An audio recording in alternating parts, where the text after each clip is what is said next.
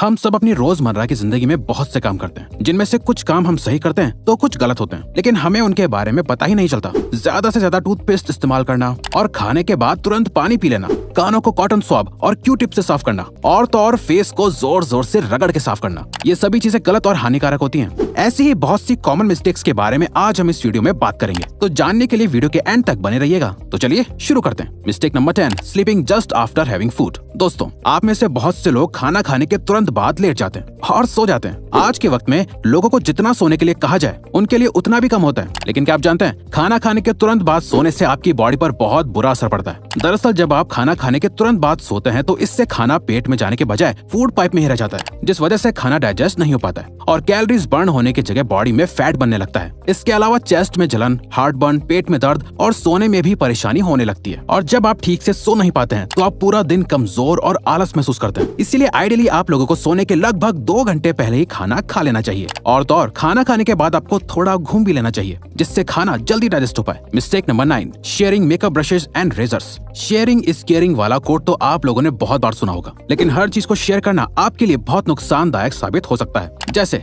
लोग अक्सर एक दूसरे के मेकअप इस्तेमाल कर लेते हैं, लेकिन क्या आप जानते हैं, ऐसा करने से आपको अलग अलग इन्फेक्शंस हो सकते हैं। असल में दोस्तों, हमने आपको पहले भी एक वीडियो में बताया था कि फेस और आईलैशेस पर पैरासाइट्स होते हैं और जब आप एक दूसरे का मेकअप इस्तेमाल करते हैं तो ये पैरासाइट्स आपकी आंखों और फेस के अंदर जाकर इन्फेक्शन कर सकते हैं, जिससे आपको बहुत सी सीरियस प्रॉब्लम्स हो सकती हैं। वहीं दूसरी तरफ बॉयज एक दूसरे का रेजर इस्तेमाल कर लेते हैं, लेकिन क्या आप जानते हैं, फेशियल हेयर और बियर्ड के अंदर भी डेड सेल्स और बैक्टीरिया होते हैं जो यूज्ड रेजर को इस्तेमाल करने से सीरियस इन्फेक्शन कर सकते हैं। आपको जानकर हैरानी होगी कि ऐसे बहुत से केसेस हैं जहां पर एक दूसरे का रेजर इस्तेमाल करने से लोगों को एड्स जैसी सीरियस बीमारी तक हो चुकी है। Mistake number 8, not cleaning the daily usable stuff. हम सभी अपनी डेली लाइफ में बहुत सारी चीजों का इस्तेमाल करते हैं, जैसे mobile phone, TV remote, switches, bed sheets and pillows, लेकिन इन सभी चीजों को बहुत रेयरली ही साफ करते हैं। क्या आप जानते हैं, इन छोटी छोटी चीजों को रोज साफ करने से आप बहुत सी बड़ी बीमारियों से बच सकते हैं। असल में दोस्तों, मोबाइल फोन, स्विचेस और रिमोट जैसी चीजों पर बहुत से माइक्रोबैक्टीरिया होते हैं जो आपके टच करने से आपकी बॉडी के अंदर एंटर कर जाते हैं। और इसके अलावा आपकी बेड शीट पर भी बहुत सारे डेड सेल्स और डस्ट होती है, जिससे आपके इम्यून सिस्टम पर बहुत बुरा असर पड़ता है और आप जल्दी जल्दी बीमार पड़ने लग जाते हैं। इसीलिए आपको अपनी डेली यूज करने वाली चीजों को हमेशा साफ और सैनिटाइज रखना चाहिए।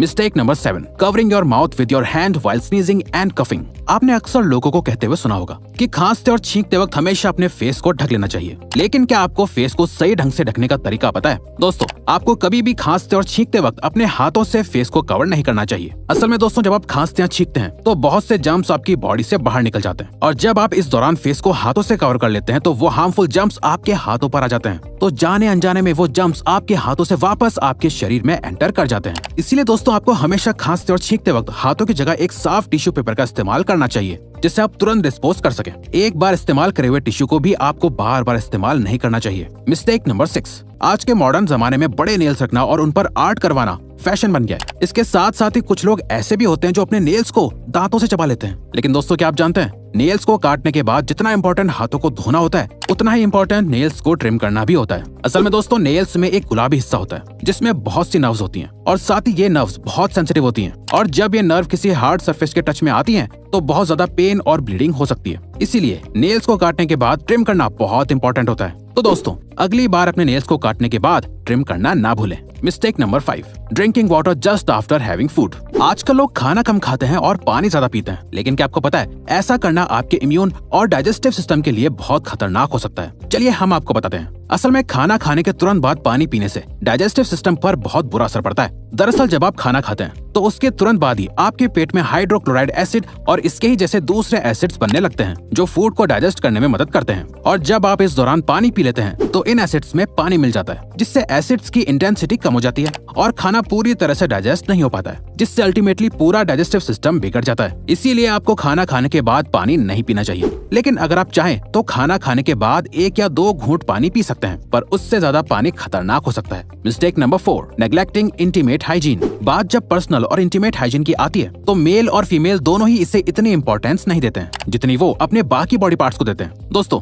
बॉडी के बाकी हिस्सों की तरह आप लोगों को अपने इंटीमेट एरिया को भी रेगुलरली क्लीन और ग्रूम करना चाहिए, लेकिन इसके साथ साथ आपको ये भी ध्यान रखना चाहिए कि आप इसके लिए सही प्रोडक्ट्स को ही इस्तेमाल करें। असल में नॉर्मल सोप्स में बहुत से हार्श केमिकल्स होते हैं जो आपके इंटीमेट एरिया में इरिटेशन और इन्फेक्शन कर सकते हैं और नेचुरल बैक्टीरियल बैलेंस को डिस्टर्ब कर सकते हैं। इसीलिए आपको इंटीमेट एरिया के लिए स्पेशली मेड प्रोडक्ट इस्तेमाल करना चाहिए और किसी भी तरह की इंटीमेट प्रॉब्लम को नेग्लेक्ट नहीं करना चाहिए। आपकी इंटीमेट हेल्थ आपकी अल्टीमेट हेल्थ के लिए कॉम्प्लीमेंट्री होती है। Mistake number 3, taking excess toothpaste on toothbrush. हम सभी को लगता है कि जितना ज्यादा टूथपेस्ट लेंगे दांत उतने ही ज्यादा साफ होंगे, लेकिन ये बिल्कुल भी सही नहीं है, बल्कि इससे तो आपको बहुत नुकसान हो सकता है। असल में दोस्तों, टूथपेस्ट को बनाने के लिए सोडियम क्लोराइड और प्रोपिलीन ग्लाइकोल जैसे केमिकल्स का इस्तेमाल किया जाता है। ये वही केमिकल्स हैं जिनकी वजह से टूथपेस्ट में झाग बनते हैं। लेकिन क्या आपको पता है, सोडियम क्लोराइड का इस्तेमाल चूहे मारने की दवाई में भी किया जाता है। जी हाँ, ये बिल्कुल सच है। अब आप खुद ही सोच सकते हैं कि ज्यादा पेस्ट लेने से आपके दांतों पर कितना बुरा असर पड़ता है। ज्यादा पेस्ट लेने से दांत साफ होने के बजाय कमजोर होते हैं और मसूड़े भी कमजोर पड़ते हैं। इसीलिए आपको हमेशा पी साइज यानी मटर के दाने के बराबर ही पेस्ट इस्तेमाल करना चाहिए।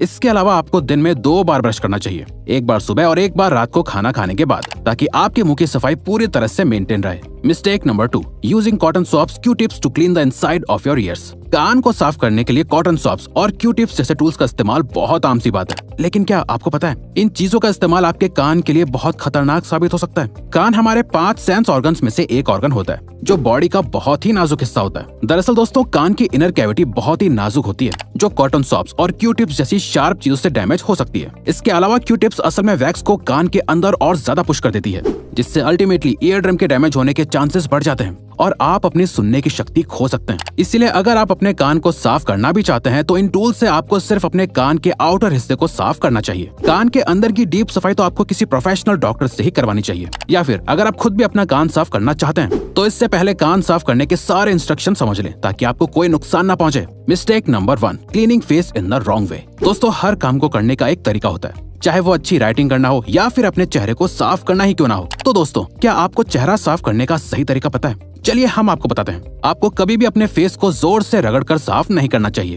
फेस की स्किन बॉडी की स्किन से ज्यादा सेंसिटिव और पतली होती है, और जब आप इस सेंसिटिव स्किन को रगड़ते हैं तो इससे स्किन के फटने और सेल्स के मरने के चांसेस बढ़ जाते हैं, जिसका रिजल्ट डल और रफ स्किन होती है। इसीलिए आपको हमेशा अपनी स्किन को सही से डैब डैब करके साफ करना चाहिए। ऐसे करने से स्किन पर रैशेज नहीं होते हैं और ना ही रिंकल्स पड़ते हैं। दोस्तों, इन छोटी छोटी चीजों को ध्यान में रखकर आप भी अपने फेस को बेहतर बना सकते हैं। आई होप आपको वीडियो अच्छी और यूजफुल लगी होगी। तो दोस्तों, अब अगर आपको ये वीडियो अच्छी लगी और आप आगे भी ऐसी ही अमेजिंग वीडियोस देखना चाहते हैं तो प्लीज हमारे चैनल को सब्सक्राइब करके ऑल नोटिफिकेशन बेल को ऑन कर दो, ताकि हमारी फ्यूचर वीडियोस का नोटिफिकेशन सबसे पहले आपके पास आए। So till then, keep learning, keep growing.